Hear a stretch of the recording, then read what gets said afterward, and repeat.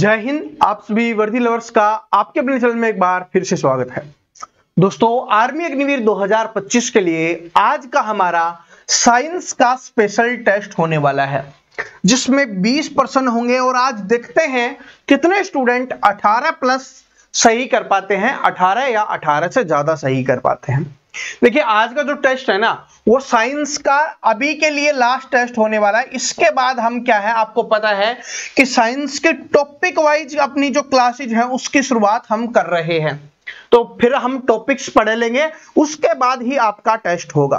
तो अभी के लिए ये लास्ट टेस्ट है, तो इस टेस्ट को पूरा देखना है और सभी को पूरा टेस्ट देना है। और लास्ट में आप कमेंट करके जरूर बताना किसने 18 किया, उससे ज्यादा किया, उससे कम किया, कमेंट करके जरूर बताना है। क्योंकि अपना जो सपना है वर्दी पहनने का, आर्मी अग्निवीर में सिलेक्शन लेके आर्मी की वर्दी पहनने का, उसको हमें साकार करना है। तो साइंस हमारे लिए बहुत महत्वपूर्ण है। साइंस को हम इग्नोर नहीं कर सकते। अगर हमने विज्ञान को ही छोड़ दिया, 15 क्वेश्चन अगर हमने छोड़ दिए, तो फिर सिलेक्शन क्या सपने में भी नहीं होगा। रियलिटी में क्या सपने में भी सिलेक्शन नहीं होगा अगर हमने साइंस को छोड़ दिया तो। ठीक है। और सारे के सारे आज मैं अच्छे लेवल के क्वेश्चंस लेके आया हूं, जिस तरीके का आपका रियल में जो पेपर बनता है, या आप ये समझ के देना है इसको कि रियल पेपर है। बस इसमें थोड़े से क्वेश्चंस हैं, वो 4-5 क्वेश्चंस आपको ज्यादा देखने के लिए मिलने वाले हैं। ठीक है। तो चलिए शुरुआत करते हैं अब इस टेस्ट का, और सभी को आंसर करना है। लास्ट में बताना भी है कि कितना सही कितना गलत। चलिए स्टार्ट करते हैं पहला क्वेश्चंस। और इसमें आपको भौतिक विज्ञान के क्वेश्चंस मिलेंगे, जीव विज्ञान के क्वेश्चंस मिलेंगे, रासायनिक विज्ञान के क्वेश्चंस मिलेंगे। ठीक है। और जनरल साइंस के भी क्वेश्चंस आपको यहां पर मिलने वाले हैं। पहला क्वेश्चन देखिए क्या है, what is the SI unit of force. बल की एसआई मात्रक क्या है। ये यूनिट वाले क्वेश्चंस है ना, एसआई मात्रक वाले क्वेश्चंस है। यहां से एक क्वेश्चन आपके एग्जाम में फिक्स पूछा जाएगा, तो आपको ये याद होने चाहिए। ठीक है। और बाकी हम टॉपिक वाइज क्लासेस में आपको पढ़ाएंगे। तो बताइए बल, फोर्स का एसआई मात्रक क्या होगा फोर्स का। तो आंसर आ गया होगा सभी का, क्योंकि ये क्वेश्चन मैं पहले भी करवा चुका हूं। तो इसका आंसर बी करेक्ट आंसर हो जाएगा न्यूटन। ठीक है। न्यूटन आपका यहां पर करेक्ट आंसर हो जाएगा, जो हम पहले भी कर चुके हैं। ठीक है, पहले भी हमने ये किया हुआ है। तो इसका करेक्ट आंसर क्या हो जाएगा, न्यूटन हो जाएगा। और न्यूटन ने किस तरीके से खोज की थी, याद करवाया था ना, वो एग्जाम में आता है। ठीक है, गुरुत्वाकर्षण की खोज, सेब गिर रहा था। ठीक है, एग्जाम में आता है, याद कर लेना, न्यूटन से संबंधित। आगे देखिए, और न्यूटन से संबंधित एक क्वेश्चन और याद करवाया था, न्यूटन का तीसरा नियम, जो बार बार एग्जाम में आता है कि every action have equal and opposite reaction. ठीक है, हर एक क्रिया की एक विपरीत और सेम प्रतिक्रिया होती है। दूसरा क्वेश्चन देखिए, मायोपिया को ठीक करने के लिए कौन से लेंस का प्रयोग किया जाता है। बताया था कि क्वेश्चन फिक्स आता है। मायोपिया क्या है कि मायोपिया को ठीक करने के लिए किस लेंस का प्रयोग किया जाता है। मायोपिया को क्या बोलते हैं, इसको बोला जाता है निकट दृष्टि दोष। निकट दृष्टि दोष इसको बोला जाता है, निकट दृष्टि दोष। याद करने की क्या ट्रिक बताई थी, निकट का है, छोटा है, मतलब नजदीक का है तो छोटा हो गया, तो आंसर क्या होगा, बड़े वाला कॉनकेव हो जाएगा, अवतल हो जाएगा। तो option number B correct answer. अगर दूरदृष्टि का पूछता तो कॉन्वेक्स हो जाता, यानी उत्तल आपका हो जाता। नजदीक के लिए या निकट दृष्टि दोष या मायोपिया के लिए क्या होगा, अवतल होगा, थोड़ा बड़े वाला। भाई क्या है, छोटे वाला बड़े वाला है, ट्रिक याद है, क्योंकि कंफ्यूजन होता है। तो कंफ्यूजन दूर हमने किया कि निकट है, नजदीक है तो बड़ा। ठीक है, चलो आगे बढ़ते, अगला क्वेश्चन देखिए क्या है कि निर्वात में प्रकाश की गति कितनी होती है। बहुत इंपॉर्टेंट क्वेश्चन, बार बार रिपीट होने वाला क्वेश्चन है। बताना है कि निर्वात में प्रकाश की गति कितनी होती है, बताइए। तो इसका करेक्ट आंसर हो जाएगा, बहुत important question, most repeated question है, तो 3 गुणा 10 की पावर 8 मीटर पर सेकंड हो जाएगा। क्या हो जाएगा, 3 गुणा 10 की पावर 8 मीटर पर सेकंड। देखो ये लिखा हुआ होता है ना, इसका मतलब पर ही होता है, प्रति। ठीक है, तो मीटर पर सेकंड, ये भी ध्यान रख लेना, एग्जाम में अलग अलग लिख के दे देता है। आप सिर्फ इतना मत रट लेना कि 3 गुणा 10 की पावर 8, नहीं, 3 गुणा 10 की पावर 8 मीटर पर सेकंड। और ये बार बार एग्जाम में आता है, निर्वात में प्रकाश की गति। आगे बढ़ते हैं, अगला क्वेश्चन है कि ओम का नियम किससे संबंधित है? ओम का नियम, तो नियम से एक क्वेश्चन आपके एग्जाम में आता ही आता है, ठीक है, आता ही आता है, चाहे किसी का भी पूछे। तो बताइए, ओम का आंसर करने की कोशिश कीजिए। देखो ये आपका टेस्ट चल रहा है और लास्ट टेस्ट आपका चल रहा है, तो सभी स्टूडेंट इसका आंसर करेंगे। उससे पहले मैं एक बात बता देता हूं आपको कि जो आपकी क्रैश कोर्स के बारे में मैंने बोला था ना, तो सबसे पहले तो कमेंट करके बताना कौन कौन इसके लिए एक्साइटेड है, क्रैश कोर्स के लिए कौन कौन एक्साइटेड है, क्योंकि क्रैश कोर्स की आज अनाउंसमेंट होने जा रही है, आज शाम को 7 PM पे, ठीक है। और देखो क्रैश कोर्स है, ये उन स्टूडेंट की डिमांड पे है जिनको इसकी जरूरत है। बाकी आप सभी के लिए तो यूट्यूब पर सब कुछ फ्री आएगा, और यूट्यूब पर जो पढ़ाएंगे वही आपके एग्जाम में आएगा और इसी से आपका सिलेक्शन होगा। लेकिन कुछ स्टूडेंट जो होते हैं ना कि सर जी हमें कम चाहिए, हम कमजोर हैं, बहुत सारी चीजें, वो क्लास क्रैश कोर्स वाली वीडियो में हम बात करेंगे जो शाम को 7 बजे आएगी, कि क्या क्या उसमें मिलने वाला है और किस किस के लिए वो फायदेमंद रहने वाला है। कमेंट कर देना कौन कौन एक्साइटेड है। अब इसका आंसर आ गया होगा सभी का, तो इसका क्या करेक्ट आंसर हो जाएगा? आपका option number B correct answer हो जाएगा, वोल्टेज, धारा और प्रतिरोध, ठीक है, इंग्लिश में वोल्टेज, करंट एंड रेजिस्टेंस, ठीक है। चलो आगे बढ़ते हैं, अगला क्वेश्चन से देखिए कि निम्नलिखित में से कौन सी सदिश राशि है? सदिश और अदिश राशि से आपसे पूछा जाता है, ठीक है, कि निम्नलिखित में से कौन सी सदिश राशि है, बताइए। सदिश और अदिश राशियों के बारे में आपसे पूछा ही जाएगा, और जो साइंस की पहली क्लास होगी ना उसमें हम एसआई यूनिट्स के बारे में, सदिश और अदिश राशियों के बारे में ही पढ़ने वाले हैं। तो आपको बताना है कि कौन सी वेक्टर क्वांटिटी हो जाएगी। तो इसका करेक्ट आंसर हो जाएगा आपका बल, फोर्स। अगला क्वेश्चन केमिस्ट्री का आ गया। अब भौतिक विज्ञान समाप्त हो गई है, अब अपनी केमिस्ट्री रासायनिक विज्ञान आ गई है, और ये क्वेश्चन है, ये मोस्ट रिपीटेड क्वेश्चन है, मैंने ही आपको 2-3 बार इस क्वेश्चन को करवा दिया है, ठीक है। तो बताइए, साधारण नमक का रासायनिक सूत्र, और जो मैंने पढ़ाया था ना उसमें कुछ अलग था, लेकिन मैंने बोला था कि ये सूत्र एग्जाम में आएगा, और ये आता है बार बार। तो आंसर कीजिए, साधारण नमक का रासायनिक सूत्र, और कभी कभी इसका रासायनिक नाम भी पूछ लेता है कि इसका रासायनिक नाम क्या होगा। तो बताइए, आंसर आ गया होगा, बिल्कुल आसान है, बार बार रिपीट होता है, तो इसका हो जाएगा आपका NaCl, सोडियम क्लोराइड। नाम पूछेगा तो क्या हो जाएगा? सोडियम क्लोराइड इसका नाम हो जाएगा, NaCl, सोडियम क्लोराइड, ठीक है। आगे बढ़ते हैं, अगला क्वेश्चन देखिए कि अग्निशामक यंत्र में कौन सी गैस प्रयुक्त होती है? अग्निशामक यंत्र, फिर से बता रहा हूं, मोस्ट रिपीटेड क्वेश्चन है ये आपका, ठीक है, मोस्ट रिपीटेड क्वेश्चन है। इंग्लिश गलत हो गई है तो छोड़ो इसको। बताओ, अग्निशामक यंत्र में कौन सी गैस प्रयुक्त होती है? तो ये आपका हो जाएगा यहां पर कार्बन डाइऑक्साइड। क्या हो जाएगा? कार्बन डाइऑक्साइड हो जाएगा, क्योंकि ये क्या है? आग को बुझाने का काम करती है। अग्निशामक यंत्र किसको बोलते हैं? जो अपने जो फायर को बुझाने वाले होते हैं ना, आपने देखा होगा, पेट्रोल पंप पे भी देखा होगा, ठीक है, कोई भी चीज हो जिसमें आग को बुझाना है, बस उसी में, ठीक है। अब बताओ, शुद्ध जल का पीएच मान कितना होगा? बार बार पढ़ा रहा हूं, पीएच मान से क्वेश्चन आएगा, एक क्लास आएगी उसमें ट्रिक से याद करवाऊंगा आपको मैं, ठीक है, बिल्कुल ट्रिक से, कि नींबू का रस का कितना होता है, पेशाब का कितना होता है, जल का कितना होता है, खारे जल का कितना होता है, शराब का कितना होता है, सिरका का कितना होता है, ये सारे एग्जाम में आते हैं। तो सारे के सारे शुद्ध जल का याद कर लो, तो शुद्ध जल का कितना होगा? बार बार बता चुका हूं, 7 होगा। पीएच मान कितने से कितने तक होता है? आपका 14 तक होता है पीएच मान, जिसमें 7 क्या होता है? 7 क्या होता है? उदासीन होता है, यानी इसका कोई नहीं होता, ठीक है। 7 से नीचे अम्लीय, 7 से ऊपर क्षारीय, ये होता है आपका। आगे बढ़ते हैं कि हीमोग्लोबिन में कौन सी धातु पाई जाती है? जो हीमोग्लोबिन है उसमें कौन सी धातु पाई जाती है? और जो हीमोग्लोबिन है वो किस में पाया जाता है, जो हमारा रक्त होता है उसमें पाया जाता है, यानी ब्लड में, खून में। ठीक है, हीमोग्लोबिन किस में पाया जाता है, रक्त, ब्लड में। अब हमसे पूछा है हीमोग्लोबिन में कौन सी धातु पाई जाती है, ये अपने को बताना है।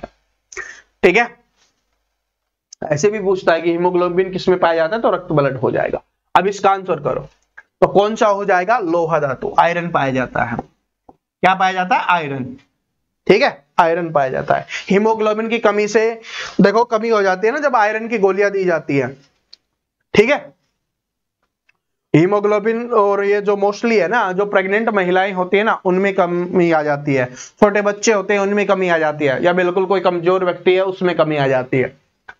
आगे आप देखो, बायोलॉजी के क्वेश्चन अपने स्टार्ट हो गए हैं। क्वेश्चन नंबर 10वां गायब है, तो 10वां गायब है, तो मैं आपसे एक क्वेश्चन पूछ लेता हूं 10वें की जगह पे, आप उसका आंसर करना, आगे मैं आपका आंसर बता दूंगा। क्वेश्चन नंबर 10वां देखो, नोट कर लो। मानव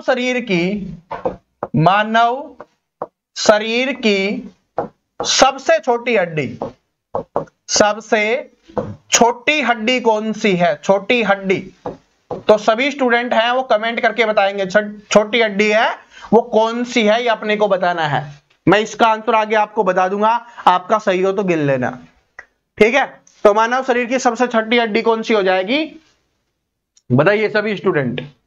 मानव शरीर की सबसे छोटी हड्डी, क्योंकि क्वेश्चन नंबर 10वां है, आंसर करना है, एक भी क्वेश्चन अपने को गलत नहीं करना। तो ये मैं यहीं पे लिख देता हूं, स्टेपस हो जाएगी आपकी। और ये हड्डी कहां पर पाई जाती है, कान में पाई जाती है, कान की हड्डी होती है, सबसे छोटी हड्डी होती है। ठीक है, जिसका करेक्ट था गिन लेना। अब क्वेश्चन नंबर 11वें पे देखते हैं कि कोशिका का कौन सा अंग कोशिका का पावर हाउस कहलाता है। Important questions. पावर हाउस उसको बोला जाता है जहां पर पूरी एनर्जी इकट्ठी होती है। ठीक है, आपने देखा होगा ना, बिजली का पावर हाउस है, मतलब सारी की सारी लाइट है, वहीं से सब कुछ कंट्रोल होती है, वहीं पे सबसे ज्यादा पावर होती है। तो आपको बताना है कि पावर हाउस किसे कहा जाता है, बार बार मैं आपको बता चुका हूं, तो माइटोकॉन्ड्रिया हो जाएगा, ऑप्शन नंबर बी। आगे बढ़ते हैं, प्रकाश संश्लेषण कहां होता है, प्रकाश संश्लेषण है वो कहां पर होता है, ये अपने को बताना है। प्रकाश संश्लेषण, इसका सभी स्टूडेंट है वो आंसर करेंगे कि प्रकाश संश्लेषण है वो कहां पर होता है। ठीक है, प्रकाश संश्लेषण जो पौधों के लिए बहुत ज्यादा जरूरी है, यानी कि पौधे अपना जो खाना बनाने के लिए करते हैं ना, खाना बनाने के लिए इसका प्रयोग करते हैं। ठीक है, सूर्य की किरणों से, जल वगैरह से मिलाकर अपना खाना बनाते हैं। तो इसका करेक्ट आंसर हो जाएगा आपका क्लोरोप्लास्ट, यानी हरित लवक, हिंदी में हरित लवक। ठीक है, और आज इंग्लिश वाले खुश है ना भाई, इंग्लिश भी आज। ठीक है, क्योंकि साइंस में इंग्लिश की थोड़ी जरूरत पड़ती है। ठीक है, आगे बढ़ते हैं, बाकी जीके तो आप समझ ही जाते हो। मानव शरीर की सबसे बड़ी ग्रंथि कौन सी है, तो मानव शरीर की सबसे बड़ी ग्रंथि कौन सी हो जाएगी, बताइए सभी स्टूडेंट। बहुत इंपॉर्टेंट क्वेश्चन, बार बार रिपीट होने वाला क्वेश्चन है, तो इसका करेक्ट आंसर हो जाएगा लीवर यकृत, ऑप्शन नंबर बी। लीवर यकृत क्या हो जाएगी, मानव शरीर की सबसे बड़ी ग्रंथि हो जाएगी। सूर्य के प्रकाश से कौन सा विटामिन प्राप्त होता है, तो ये हमारी शरीर की हड्डियों के लिए बहुत ज्यादा कारगर होता है। ठीक है, शरीर की हड्डियों के लिए। और अभी अप्रैल के महीने में गर्मी में 12-1 बजे मत बैठना। ठीक है, अप्रैल मई जून में जो अगर विटामिन डी चाहिए ना, क्योंकि विटामिन डी ही मिलता है हमें सूर्य के प्रकाश से, तो विटामिन डी चाहिए ना, तो सुबह 8-9 बजे से पहले पहले सूर्य के नीचे बैठना, अगर विटामिन डी चाहिए तो। बाद में तो तप जाओगे। ठीक है, रक्त के थक्के बनने की प्रक्रिया क्या कहलाती है, बताइए। रक्त का थक्का बनने की प्रक्रिया को क्या बोलते हैं, बताओ। रक्त के थक्के बनने की प्रक्रिया क्या कहलाती है, सभी स्टूडेंट इसका आंसर करेंगे। ठीक है, लास्ट में काउंट करके जरूर बताना है, कोई भी गलती नहीं करेगा कि नहीं गिना सर जी, सभी को गिनना है और लास्ट में कमेंट करके बताना है, क्योंकि अगला जो टेस्ट होगा वो बहुत सारी चीजें पढ़ने के बाद होगा। आपका स्कोर देखो साइंस में मैं कैसे बढ़ाता हूं, जिसको साइंस समझ में नहीं आती, याद नहीं होती, बहुत शानदार तरीके से हम याद करने वाले हैं। टॉपिक वाइज क्वेश्चंस आपको करवाऊंगा, टॉपिक पढ़ाते हुए चलूंगा। तो बताइए, अब देखिए रक्त का थक्का किस विटामिन की कमी से नहीं बनता, ये भी आपके एग्जाम में क्वेश्चन आता है ना, तो विटामिन के की कमी से। ठीक है, ये आता है। अब हमसे क्या पूछा है इसमें कि रक्त के थक्के बनने की प्रक्रिया क्या कहलाती है, तो इसका करेक्ट आंसर हो जाएगा आपका स्कंदन। ठीक है, option number B correct answer हो जाएगा। आगे बढ़ते हैं कि ग्रीन हाउस के लिए उत्तरदायी गैस कौन सी है, ग्रीन हाउस जो प्रभाव है उसके लिए कौन सी गैस है। ठीक है, तो बताइए कौन सी है, ये क्वेश्चन भी बार बार रिपीट हो चुका है, तो option number C correct answer हो जाएगा कार्बन डाइऑक्साइड। देखो कार्बन डाइऑक्साइड दो तीन तरीके से पूछा जाता है, एक तो ग्रीन हाउस प्रभाव के लिए उत्तरदायी गैस कौन सी है, क्या हो जाएगी कार्बन डाइऑक्साइड, पहला क्वेश्चन। दूसरा, अग्निशामक यंत्रों में कौन सी गैस का प्रयोग किया जाता है, कार्बन डाइऑक्साइड का।